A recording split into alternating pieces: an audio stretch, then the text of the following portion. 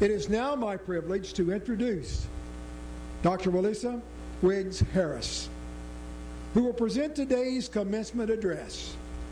Dr. Harris has served as an inspiration to countless individuals with her commitment to excellence at the highest level. She embodies Wittenberg's mission in her life and work, which are both dedicated to intellectual inquiry and service beyond self. Please join me now in welcoming Dr. Wylecia Wiggs Harris to the podium.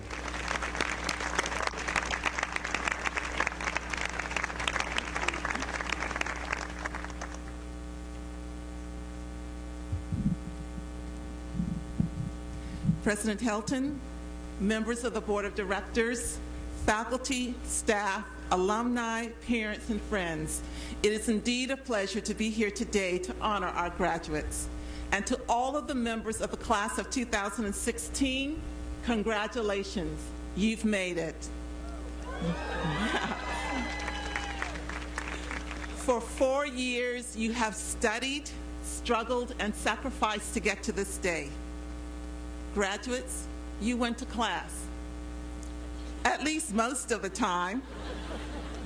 You took the exams, you did the work, and you should be extraordinarily proud of your accomplishments. This is indeed your special day, and yet we would be remiss if we did not take another moment to recognize all of those who lent a helping hand, gave an encouraging word, and let's be honest, a few extra dollars along the way. Congratulations to the family and friends of the graduating class of 2016.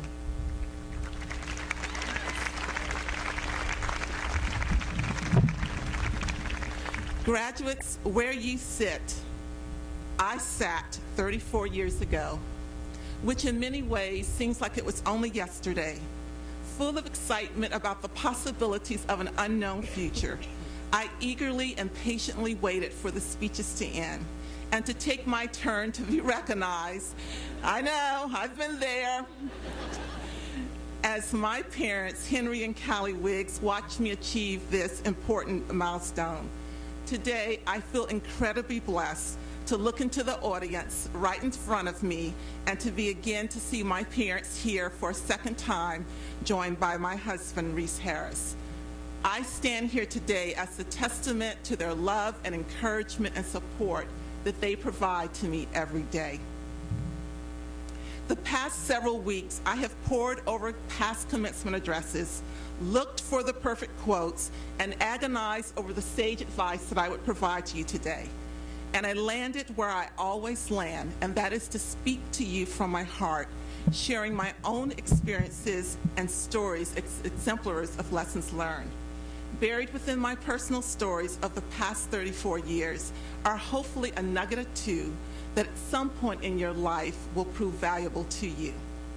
From my readings, I understand that it is customary for a commencement speaker to stand before the graduating class and to talk about what it means to reach the culmination of your efforts and to send you off into the great wide world with pieces of allegedly sage advice, as if your whole life could be divided into two segments, pre-Wittenberg and after Wittenberg. Yet the message, go forth and do great things, isn't the message that's in my heart. And while that may be the customary speech, it is not the speech that I have come to give. Today, I am here to talk to you about the importance of retaining a strong voice and a sense of self through the transitions of life, your values as a guide to keep you centered, and yes, the importance of using your voice as a tool for civic engagement. Transitions, values, and voice are important notions as we watch our nation undergoing tremendous change and we hear the surge of voices demanding more.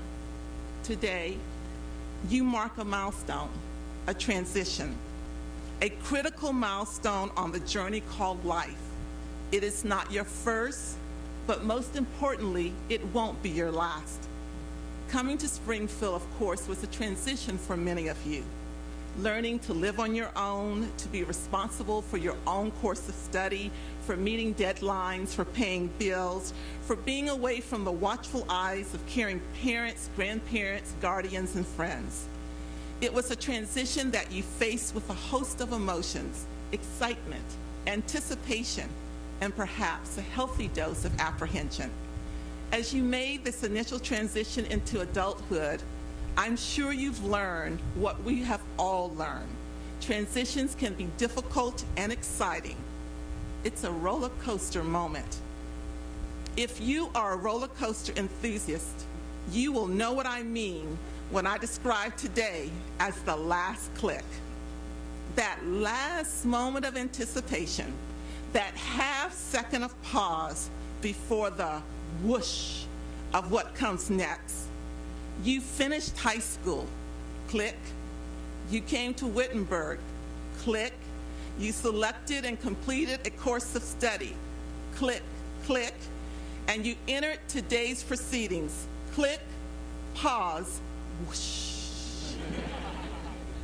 As you prepare to leave Wittenberg, you enter yet another period of transition.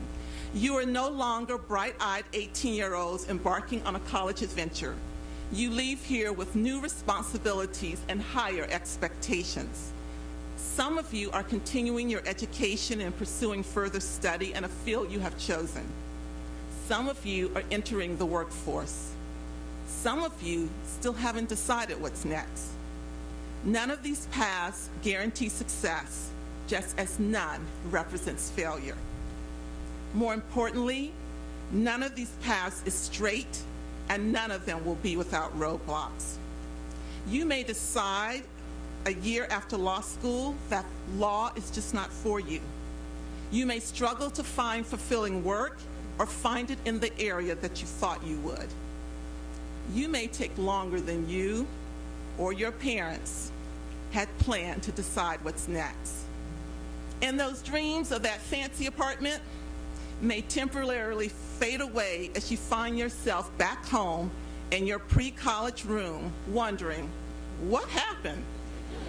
Thinking this wasn't part of the plan. Trust me, I've been there when the best laid plans give way to the realities of life. Often, commencement speakers quote Robert Frost when discussing the potential path a graduate may follow. And while this is not my intent today, recognize there may well be reasons to take the road less traveled by, but only if that path is meant for you.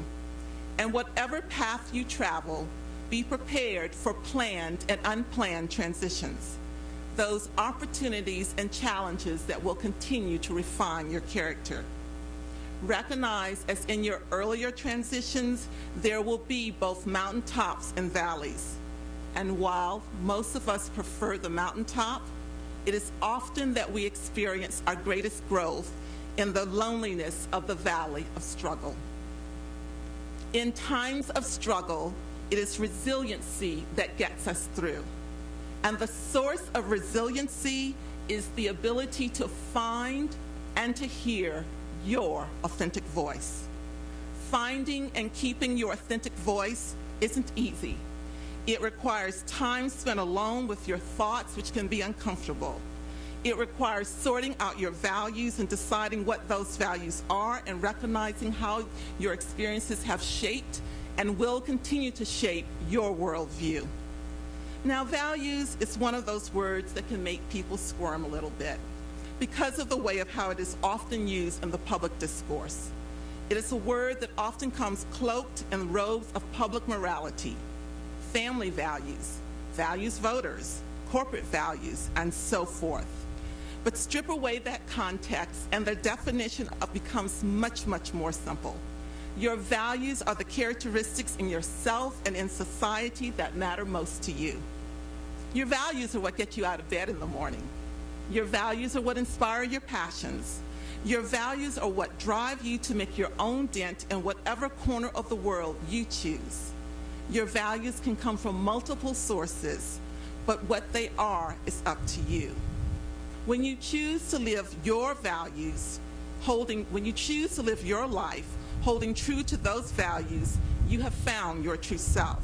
And when you show the world your true self, you have found your authentic voice. Your challenge as you leave here today is to continue evolving and growing while maintaining your authentic voice. And when you lose your way, or transitions become hard, when your voice seems distant and you can't hear yourself think, your values will be the beacon that leads you back home to your authentic self. Let me share with you a little of how I found, lost, and regained my authentic voice, and how my life has come full circle with a journey back to my activist roots that were birthed on this campus. I share my story to illustrate that as you undergo transitions, evolve and grow, you may lose your way. You may temporarily lose your voice, but if you hold firm to the values that you cherish, you will eventually find your way back home to your true authentic self. I come from a family of preachers, teachers, and military folks. So the foundation of my values are informed by my faith, my belief in education, and my appreciation for those who are driven to serve others. I grew up in the Deep South in Europe and in typical American suburbs, so my values are also shaped by a diversity of experience and perspective. But even with that clear sense of who I was, my own transition to Wittenberg was a bit rocky. I arrived here having only seen pictures in the brochure a recruiter had brought with her to Stuttgart, Germany. I still remember her name, Mary Lou Culp, because of the influence she had on my life. My clothes were different. My upbringing was different. I had been away from the U.S. for 3 years, so I didn't know the slang, didn't know the latest dances, and had few shared experiences with my fellow first-year students. I was an oddball. I marched to the beat of a different drum, and over my 4 years at Wittenberg, the beat of that drum remained strong. I developed great friendships and never felt the need to compromise my authentic voice. I left Wittenberg full of anticipation. And then it happened. The slow slip towards conformity. I began to seek acceptance on the terms of others rather than my own. Every time I tried to fit someone else's expectations of what I was supposed to be, I lost a piece of my authentic self. I gave up my pastels and bright colors of youth and traded them for the blues and grays I was expected to wear as I climbed the career ladder. Until one day, many years removed from this campus, I had an epiphany. I was a round peg. I would never fit into a square hole. More importantly, I liked being a round peg. I liked that I marched to the beat of a different drum. My values were bringing me back to my true north. This was the rediscovery of my own authentic voice. Now I have to admit, it was difficult at times. Anyone who's ever felt a little different, and I've yet to meet a single person who's never felt at least a little different, knows that it's a natural human inclination to try to fit in. It's easier in the short run, for sure, but part of evolving as an individual, part of coming to like yourself, part of developing your own unique self is accepting that you bring value because of what makes you different. The author Todd Henry signs off of each of his podcasts by telling his audience, cover bands don't change the world. It is only by discovering your own voice that you will be able to make your own mark. Rediscovering my voice until accepting that one, I had a voice, and two, that I could effectively use my voice to help others. As I said, my passion for activism was awakened here and was an important part of my Wittenberg experience. But I didn't leave Springfield to become an activist. I left Springfield quite comfortable playing it safe in the background and flying under the radar. But every time I tried to stay in the background, I heard the beat of that drum and found myself speaking out for those, particularly those in the workforce who did not feel comfortable speaking for themselves. Every time I tried to sit on my hands and let others take action, I would look up, surprised to see my hand raised high as I volunteered for another assignment. Sometimes your voice demands to be heard even when you don't want to listen. In his sermon on the drum major instinct, the human need for recognition and acceptance, Dr. Martin Luther King told his congregation that he did not want to be remembered for his Nobel Prize, for his academic degrees, or his other awards and recognition. If he was to be remembered as a drum major, as a leader, he said, if you want to say that I was a drum major, say that I was a drum major for justice. Say that I was a drum major for peace. I was a drum major for righteousness, and all the other shallow things will not matter. He told his congregation he would not have money to leave behind. What he wanted to leave behind was a committed life. The beat of my drum was telling me that I needed to speak for the underserved, and it kept getting louder and stronger year after year, but I kept ignoring it. It became background music until over time, the music became white noise, and I barely noticed it at all. But when I paused and listened carefully, I could still hear the beat, keeping time and pushing me back to my voice, my authentic voice. It kept asking me these questions. What will be your societal legacy? Have you done what you were sent here to do? Are you living a committed life? A yearning and a dissatisfaction began to intensify. And then 2015 brought a series of powerful wake-up calls. Click, click, click. The final wake-up call came on June 17th of last year when a gunman walked into Mother Emanuel in Charleston, South Carolina, and systematically murdered 9 individuals while attending a Bible study. The Charleston massacre shook all of us, but it shook me in a way that's still to this day hard for me to explain to you. This happened in the state that I call home. This happened in a place of worship, the bedrock of my values. And it happened at a moment when at another place, at the same time, in another church in another part of South Carolina, if my mother was true to her pattern, she would be attending Bible study at the same time. This was not a story I saw in the evening news. This was not just a news story. It was personal, and my inner activist, that quiet, nearly dormant voice inside of me was awakened. My commitment to standing up for the rights of others, for the underserved, was awakened. My desire to engage in the important conversations around the issues that define our society was awakened, and I knew to let my voice be heard and to truly live my values, I needed to make a planned transition of my own. I could no longer be that round peg trying to fit into a square hole. I needed to be a round peg and own that I march to the beat of my own drum, whoosh. My inner activist was telling me that it was time to speak for the underserved. But of course, my inner activist had been telling me that for years. My authentic voice may have been quiet, but it was certainly persistent. And that is how I found the League of Women Voters, an organization founded on the belief in the power of women to create a more perfect democracy through their voice and their vote.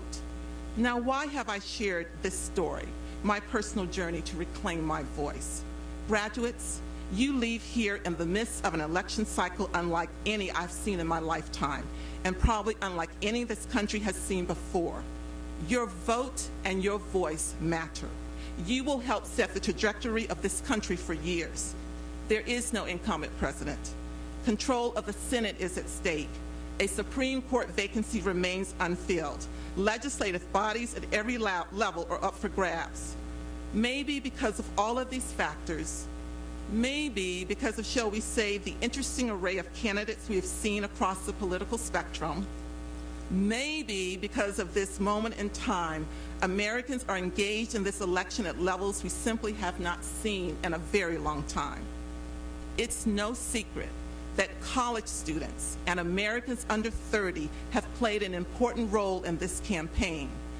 Some of you may be pleased with the outcome and with the nominees who may eventually face off for the presidency in November.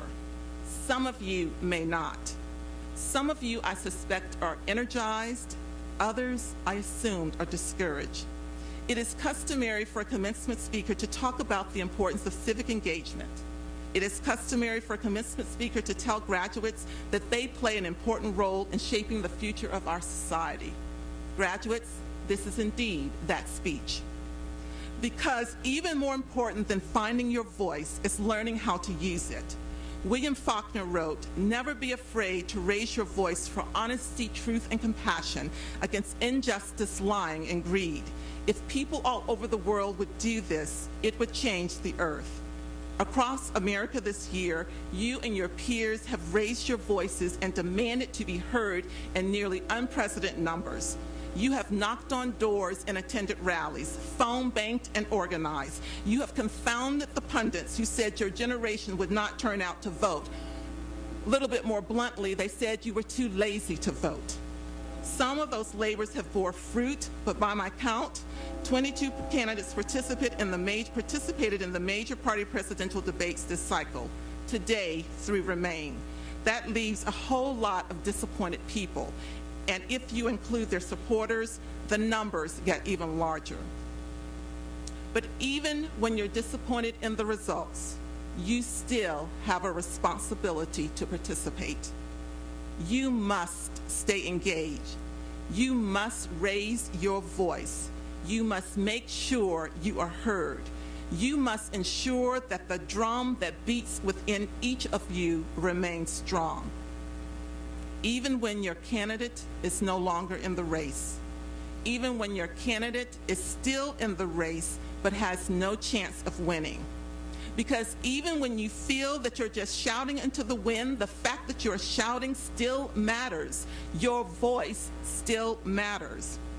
Malala Yousafzai, the activist and youngest ever Nobel laureate, has said, when the whole world is silent, even one voice becomes powerful. It is the same sentiment expressed by Wittenberg's motto, having light, we pass it on to others.